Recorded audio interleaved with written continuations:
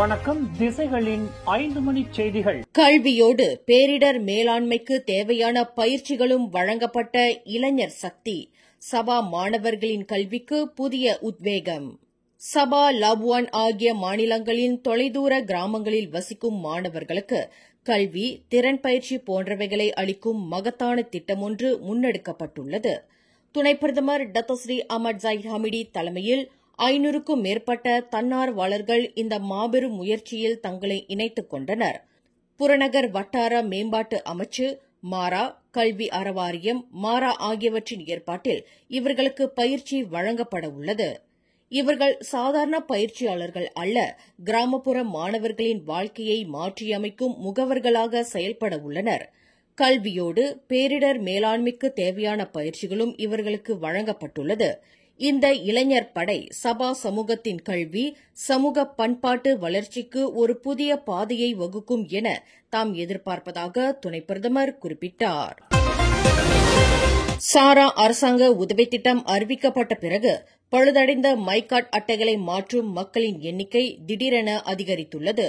பழுதடைந்த சிப்கள் காரணமாக இந்த உதவிகளை பெறுவதில் சிக்கல் ஏற்பட்டதே இதற்கு முக்கிய காரணம் என்று தேசிய பதிவுத்துறையின் தலைமை இயக்குநர் பர்ருல் இஷாம் அலியாஸ் உறுதிப்படுத்தியுள்ளார். கடந்த ஜூலை, ஆகஸ்ட் மாதங்களில் மட்டும் சுமார் 20 விழுக்காடு விண்ணப்பங்கள் அதிகரித்துள்ளன.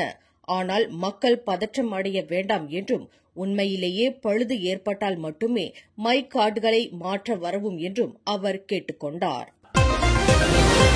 கோலாலம்பூரில் போக்குவரத்து விதிகளை மீறிய 42,288 வாகன ஓட்டிகளுக்கும் பாதசாரிகளுக்கும் கடந்த 5 நாட்களில் எச்சரிக்கை நோட்டீஸ் வழங்கப்பட்டுள்ளது.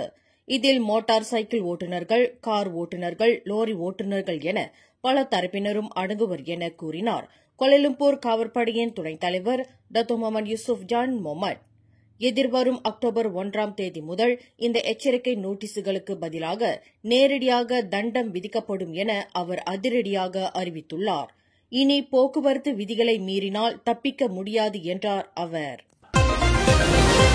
கர்த்தேவில் உள்ள ECRL எனப்படும் கிழக்கு கடற்கரை தொடர்வண்டி திட்டம் பகுதியில் ஏற்பட்ட எரிவாயு குழாய் கசிவு பெரும் பரபரப்பை ஏற்படுத்தியுள்ள நிலையில் இந்த ஆபத்தான சூழ்நிலையை கட்டுப்படுத்த பெட்ரோனாஸ் நிறுவனம் உடனடியாக ப்ளோவர் எனப்படும் 5 ஊது உழல்களை பொருத்துவதோடு கூடுதலாக போர்ட்டபிள் ஃபிளேர் எனும் ஒரு எரிவாயு எரியூட்டியையும் நிறுவ திட்டமிட்டுள்ளது.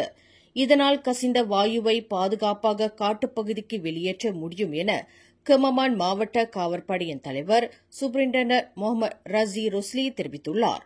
தற்போது நிலைமை கட்டுப்பாட்டில் இருப்பதாகவும், காற்று மாசு அளவு இயல்பாக இருப்பதாகவும் அவர் உறுதிப்படுத்தியுள்ளார். இருப்பினும் பாதுகாப்பு கருதி ECRL திட்டத்திற்கு செல்லும் பாதை இன்னும் மூடப்பட்டுள்ளது. நீதிமன்ற வழக்குகளில் செயற்கை நுண்ணறிவு தொழில்நுட்பத்தின் அதீத பயன்பாடு பெரும் சவால்களை உருவாக்கும் என மலேசிய ஊழல் தடுப்பு ஆணையத்தின் தொழில்நுட்ப தடயவியல் பிரிவின் இயக்குநர் வான் ஜுல்கிஃப்லி வான் யூசோ எச்சரித்துள்ளார். மனிதர்களின் செயலாக்கம் இல்லாமல் முழுமையாக செயற்கை நுண்ணறிவை நம்பியிருப்பது ஆதாரங்களை தவறாக புரிந்து கொள்ள வழிவகுக்கும் என்று அவர் குறிப்பிட்டார். தொழில்நுட்பம் வழக்கு விசாரணைகளுக்கு உதவினாலும் அதில் உள்ள நெறிமுறை, தொழில்நுட்ப சிக்கல்கள், சட்ட சிக்கல்கள் ஆகியன குறித்து கவனம் செலுத்தப்பட வேண்டும் எனவும் அவர் வலியுறுத்தினார். பினாங்கு ஜார்ஜ்டவுன் நகரின் பரபரப்பான ஜாலான் புர்மாவில் திடீரென ஒரு பெரும் பள்ளம் ஏற்பட்டதால் அப்பகுதியில் போக்குவரத்து முடக்கம் கண்டது. இந்த பள்ளம் புதைக்குழி போல் உருவானதால் பொதுமக்கள் கடும் அதிர்ச்சி அடைந்தனர். கழிவுநீர் குழாயில் ஏற்பட்ட உடைப்பே இந்த பள்ளம் உருவாக காரணம் என்று பினாங்கு மாநில ஊராட்சி மன்ற ஆட்சிக்குழு உறுப்பினர் ஹெங் முயிலாய் உறுதிப்படுத்தியுள்ளார். இதனால் ஜாலான் பினாங்கில் இருந்து ஜாலான் புர்மாவுக்கு செல்லும் 2 வழிகளும் தற்காலிகமாக மூடப்பட்டுள்ளன.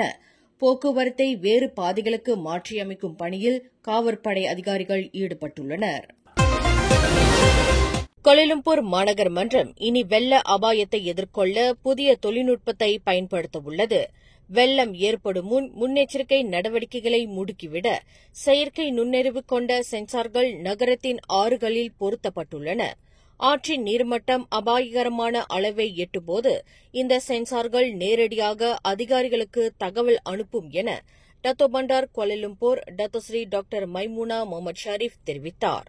இந்த அதிநவீன தொழில்நுட்பத்தின் மூலம் வெள்ளத்தால் ஏற்படும் சேதங்களை குறைக்கவும் பொதுமக்களின் பாதுகாப்பை உறுதி செய்யவும் முடியும் என்றார் அவர்.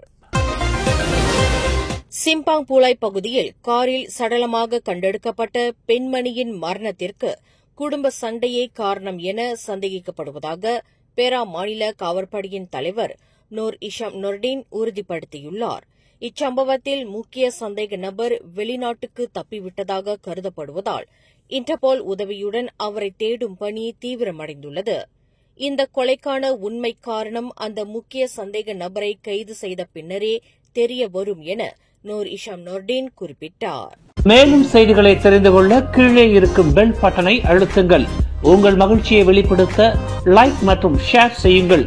தொடர்ந்து திசைகளோடு இணைந்திருக்க சப்ஸ்கிரைப் செய்யுங்கள்.